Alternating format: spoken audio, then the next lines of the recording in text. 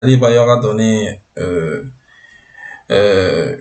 une interview sur RFI et on va aller voir, on va essayer de réagir, de réagir à cette interview. C'est parti pour la réaction de l'interview d'Emmanuel Adebayor sur RFI.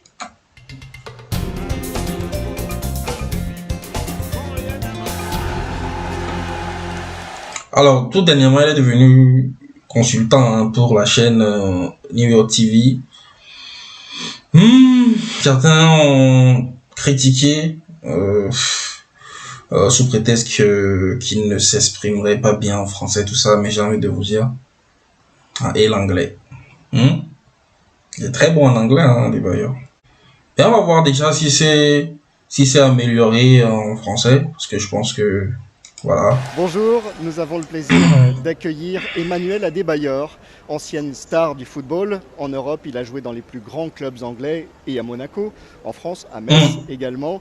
Ancien capitaine des éperviers togolais. Metz, Monaco. À la tête d'une fondation qui Arsenal. porte son nom avec des objectifs que l'on peut qualifier de socio-économiques. Emmanuel Adebayor, bonjour. Il y a une interview avec Bruno Faure, je pense. Alors, quels sont les objectifs précis et quels sont les projets en cours de votre fondation? Bah écoute, il y a beaucoup de choses à faire, vous savez, je suis né en Afrique, je suis un Africain, un tout surtout. Et voilà, j'ai vu il y a eu beaucoup de difficultés. Donc aujourd'hui c'est vrai que, bon, avec la résilience... C'est quoi cette marque-là? Et je me suis dit, bon, Amiri. À mon pays qui est le Togo, et pourquoi pas aussi essayer d'aider la jeunesse, surtout africaine. Ouais, look un peu bizarre là, sur l'interview. Que l'Afrique, bon, l'Afrique peut être... Là c'est bien. L'Afrique peut être le paradis sur terre, et au même moment il y a toujours des difficultés surtout côté jeunesse. Donc voilà pourquoi. Ouais, c'est vrai. Et bon, ma fondation a été toujours là. J'étais toujours quelqu'un qui a apporté un peu plus à la société. Je suis quelqu'un qui a apporté beaucoup à la jeunesse de mon pays surtout. Et quand j'ai arrêté, je me suis dit, bon, maintenant, je suis à la retraite, j'ai un peu plus de temps. Donc, c'est à moi de faire un peu plus. Et donc là, bon, on attaque un peu tout ce qui est l'entrepreneuriat des jeunesses, de la jeunesse, tout ce qui est la santé. Il s'est bien rattrapé. L'éducation. Alors, l'un des domaines dans lequel vous agissez le plus, c'est l'agro-business, créer effectivement de l'emploi, créer des entreprises. Ah, c'est vrai qu'il fait, il investit maintenant dans l'agriculture, oui, l'agro-business et tout ça. Quand j'ai eu l'idée, après beaucoup de gens... Avec la formation des jeunes. En connaissant la personne que je suis ou comment je me comportais, donc je me suis dit, écoute, c'est vrai que le terrain de foot, j'ai tout fait, j'ai tout vécu, j'ai eu la chance de côtoyer tous les grands terrains au monde, notamment c'est vrai, c'est vrai. Camp Nou, avec la Ligue des Champions, O2 Arena. Donc je me suis dit pourquoi pas aller sur un nouveau terrain, un nouveau challenge. Ah ouais, ça j'aime bien. J'aime bien la punchline là. Ça c'est une vraie, c'est un bon, un jeu de mots très subtil, très subtil. J'ai fait tous les grands terrains au monde. Ouais. San Siro, O2 Arena. Mais je me suis dit pourquoi pas aller sur un nouveau terrain. Oh là. L'agro-business. Bien trouvé. Ça se passe très bien. Je travaille avec l'AFD, avec le PNUD bien sûr. J'ai signé des conventions. Chez les punch les Français, mais les Kémans. Bon, on a sur 2-3 ans, on a formé 1050 jeunes.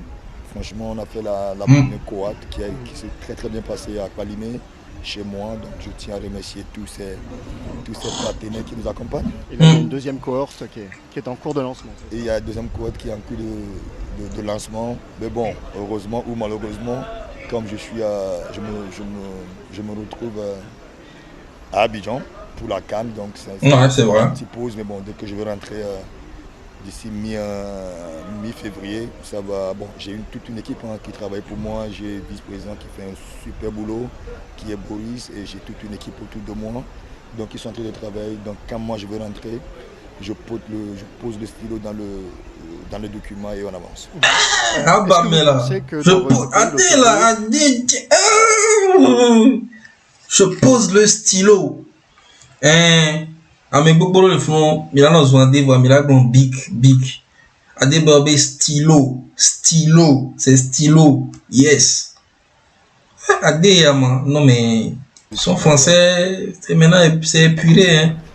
Est-ce que vous pensez que dans votre pays, le Togo, il y a la possibilité de créer de l'emploi, de créer des entreprises dans le domaine du sport, les infrastructures, les services, la création d'articles de sport. Voilà. Est-ce que l'industrie du sport a de l'avenir dans un pays plus petit que la Côte d'Ivoire, dans un pays comme le Togo?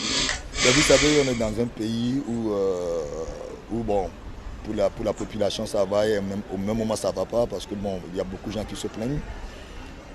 C'est vrai. Côté infrastructure, je pense que ça fait quand même des années que... Il a raison, il a raison. Forest Oxinam, il essaye de... Bon, il commence à inverser.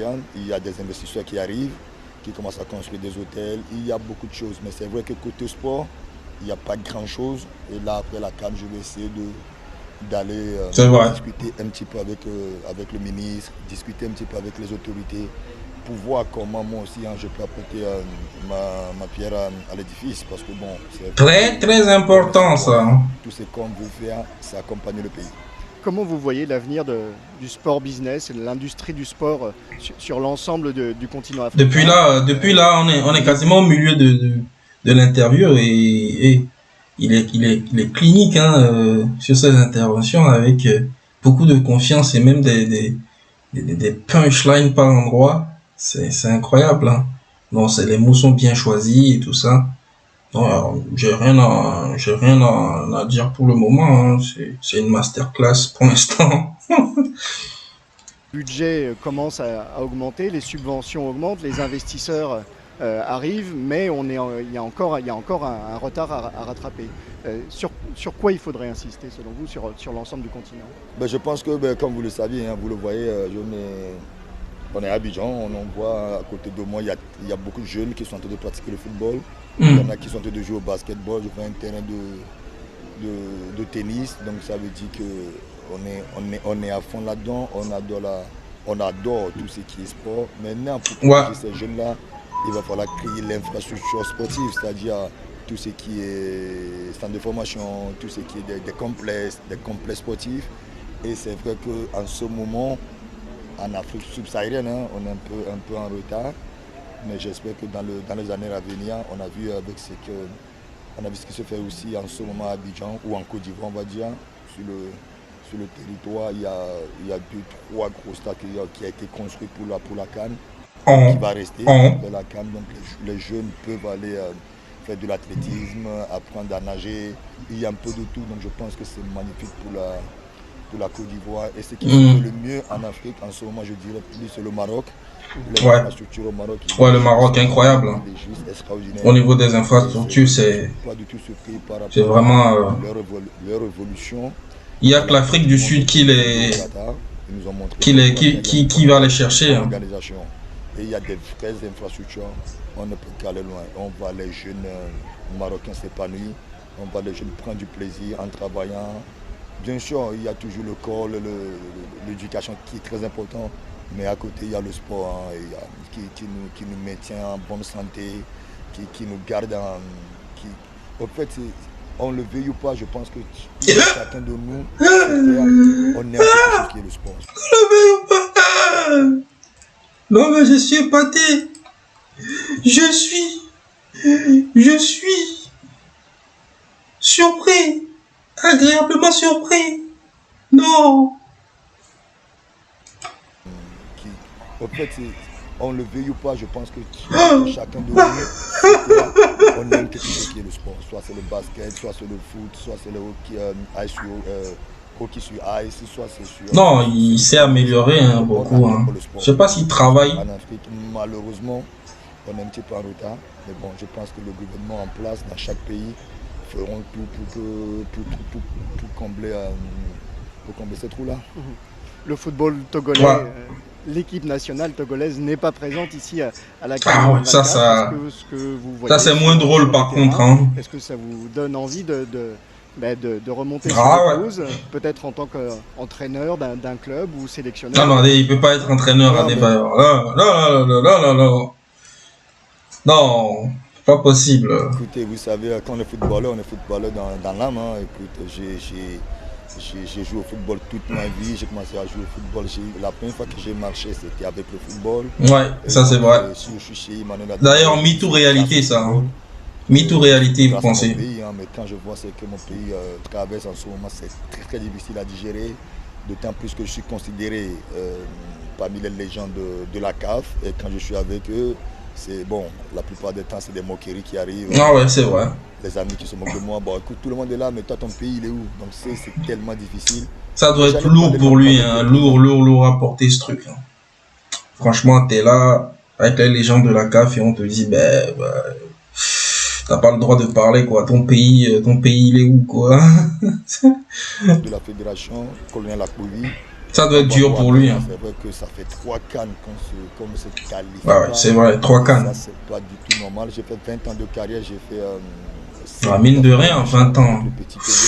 La Coupe du Monde. J'ai fait la Coupe du Monde en 2006. Il ne faut pas oublier, hein, à l'époque, la canne était à 16 pays. On se qualifiait une canne sur 2. Ah ouais, c'est vrai. Que la canne.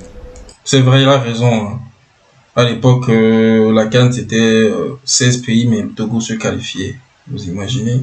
Sur 54, 55 pays, 16 qualifiés, on y était hein, une fois sur 2. Et là, depuis que la CAN est, paradoxalement, depuis que la CAN est passée à 24, on se chie dessus. Excusez-moi du terme. On n'arrive plus à se qualifier avec des piètres prestations. Non mais ça c'est inadmissible, c'est inadmissible. 8 plus 8 quand même, hein. 16 plus 8, 24. Bon, c'est incroyable. Ça veut dire que les autres travaillent et que nous on ne travaille pas. A changé de... En tout cas pas assez. Pays. Avant c'était 16, on s'est qualifié une sur 2. Ouais. Et maintenant c'est 24 Ouais, pays. tellement vrai. Ça fait 3 fois Il a dit les termes. Et là c'est qu'il y a un problème. Mais bon, je pense que on va se frotter tête à tête avec c'est inadmissible. Avec le président de la Cannes 24, 3 années, 3 éditions de suite. Tout le monde va essayer d'apporter son esprit. On rate. Ce qu'il a su gagner ou appris dans le football. On va le mettre au quotidien, tous les jours avec ces joueurs-là, pour que le Togo puisse retrouver la CAN 2025 au Maroc le plus tôt possible. Ouais. Et vous ne serez pas Par contre, 2025 au Maroc, il va falloir y être. Hein. Il va falloir y être en 2025 au Maroc, avec de belles pelouses et tout ça là. Non. Faudra y être. Je connais ma personnalité, je sais comment je vois les gens. Tellement envie de voir le Togo à la CAN. Donc je pense que pour être sélectionné, c'est pas du tout chez Emmanuel Adebayor. Je peux être ambassadeur, je peux être quelqu'un qui va accompagner les jeunes frères pour pouvoir partager mon expérience avec eux parce que bon, j'en ai vécu des choses comme ça aussi, hein, la CAN, quart de finale de la CAN, une Coupe du Monde, donc je peux leur dire comment préparer un gros match, comment se détendre après un match, c'est vrai qu'il y a beaucoup d'expérience hein, quand même. Là, jouer dans les plus grands clubs. 20 mois, donc je pense que c'est tout ce que aujourd'hui je peux toutefois apporter à mon pays. Merci, Emmanuel Adebayor. Merci à vous. Franchement, l'interview de qualité. Adebayor m'a beaucoup surpris. Hein. Wow! Le niveau, ça monte, hein, ça monte. Ouais.